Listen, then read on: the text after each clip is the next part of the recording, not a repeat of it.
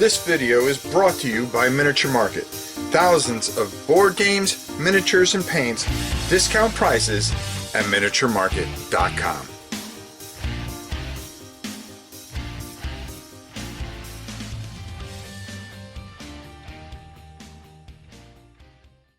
Hey everybody, it's your old pal Rob.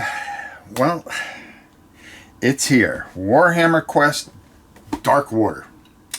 And, well, we're going to take a look at it. I've got a lot to say about it, but not what you think. So I just want to show you a couple things about it, and then we'll come up top here and we'll really talk about this and, you know, give you my thoughts on Warhammer Quest Darkwater. Let's go down and take a look. Well, show you, this is a lot different than than Warhammer Quest.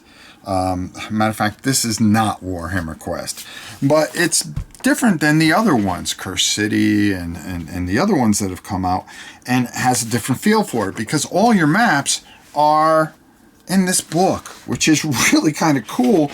And there are just a ton of maps. Everything here, and let me spin this around so I can kind of show you, is going to be off a timer and a order. Okay, things are going to go in a certain order, and if you get to this timer, of course, you're going to lose the scenario. Comes with this beautiful quick start, and let me just tell you, okay, this video is excellent. This is an excellent video and very, very, very well done.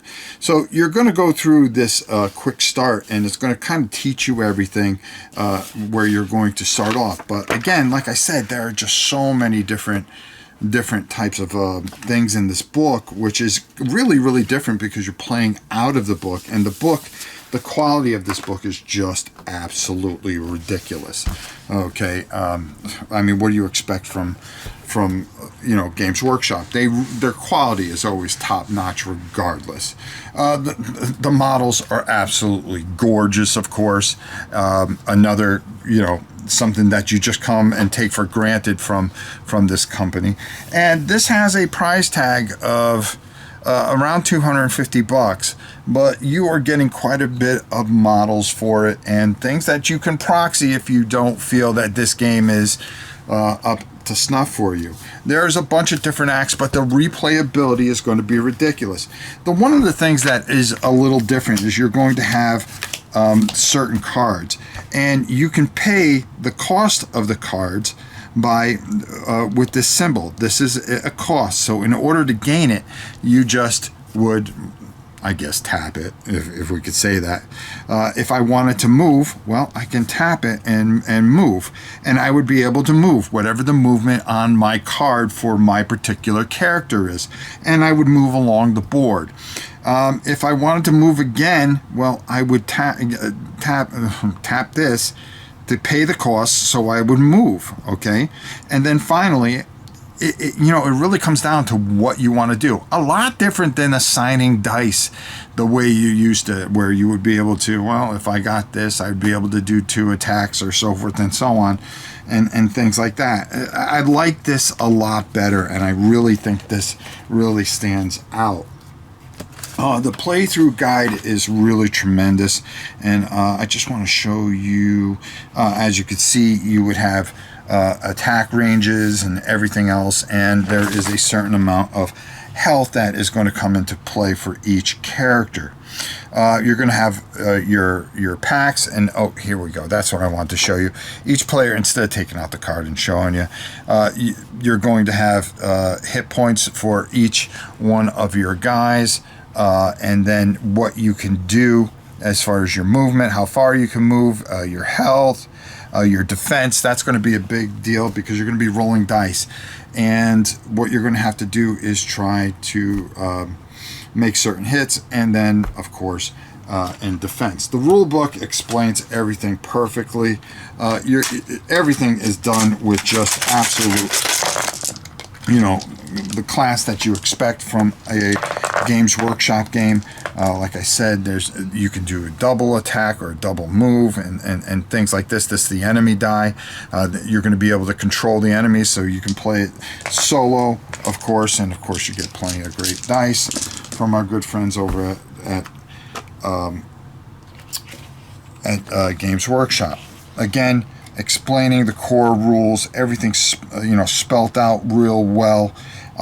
And a lot of beautiful pictures. The Jade Abbey, how the story is really pretty good in this, and some great paint guides to help you, of course, get everybody painted up the way you want to, because after all, Games Workshop is a hobby company for sure, and just really impressive what they've done with this version of what they want to call Warhammer Quest. But we're going to talk more about that up top. Let's head up top, and I'm going to give you some thoughts here. So there you have it. I gave you a brief overview, just kind of giving you a little bit of a differences in what's going on with this. So what do I think? First of all, it is not Warhammer Quest. It never will be Warhammer Quest. But I will say this. The one thing a lot of people have is that they're calling it Warhammer Quest. And it isn't Warhammer Quest. It is something different, even compared to the other ones. And I think it's going to pay a price by calling it Warhammer Quest, because everybody remembers Curse City. Curse City was too easy. Then it came out with an expansion where you would pay $60 for the expansion, but there were no miniatures. You still had to pay for the miniatures, which was a ridiculous thing. And I think people are snake bitten by that as well. Is this game good? Yes. Okay, you're hearing it here first. I think they did a really good job with this. If they called it anything else, I mean, that's where the purists have a problem. But who gives two craps about the purists, to be honest with you? Okay? If they want to call it Warhammer Quest, Darkwater, let them call it whatever the hell they want. It's a decent game. It's a good game. It has a lot of playability. There are plenty of quests to do and things like that. The models are tremendous. They're Games Workshop. And this is better than its predecessors, meaning the more modern age Warhammer Quests. I like this a lot better. I like the book. I like the changes that they've made. I think the start video was fantastic. The girl that does it just did such a fantastic job explaining things and getting you engaged in this. And I thought that was excellent. Again, if that's the worst that it is because you called it Warhammer Quest, well, I think get over it, really. I think this is a great little game. I would love to see them continue in this fashion, okay, and not bury this game, and do different things. I think it's still on sale over at Miniature Market. There's still a bunch of them there. And that kind of concerns me, because usually stuff like this sells out pretty quickly. And I'm hoping it does sell out. Because I would love to see them do more of these. And I would pick it up. Just get past the name of it, okay, the Purist. And, if you want to take the miniatures and proxy them towards something else or just whatever, I think this time you get good value in the box, okay? The map book is beautiful. The cards, the miniatures, of course, the miniatures are beautiful. I really enjoy what Games Workshop does.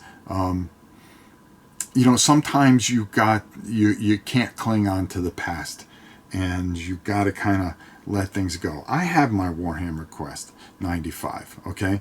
This is not it, okay? This is something new. Everything changes. Nothing stays the same in life. And if they're going to do things like this, I think this is a great start. I think the other three prior to this, except for the Blackstone Fortress, which I thought was really good, for me, they were kind of lifeless. But this really, really has a lot of playability, which is a homage to the Warhammer Quest, because you could replay it, and God knows our boy Little Monk does a great job in just continually honoring that great game. Okay, and it's a little closer. It's not it, no, but they inched a little closer, and I think they have to be commended for that. I think they did a great job with this. I think this is beautiful in its own right. Age of Sigmar stuff, not my thing, but is it a good game? Yes, I love the figures. I love, the heroes. I like the plague guys, and everything they do with that. And I'm not thinking about Age of Sigmar. There's no Sigmar Marine in here, which, it's doing things right, I think. And when they do things right, I think you have to commend them. Who am I to say that, I can complain all day long. It doesn't matter. They're still making $1 billion a year, and, I'm still scraping by paying mortgages, okay? They're doing something right, and I think you have to commend them when they do something right, and this is done right. Is it Warhammer Quest? No. Okay? Can you get hung up on that? Maybe. But for me, who is a diehard Warhammer Quest guy, I'm not getting hung up on it. I'm accepting this for what it is, and I think this is a step in the right direction, and a great job by Games Workshop, and I tip my hat to them. Until next time, it's your old pal Rob. We'll see you soon, everybody.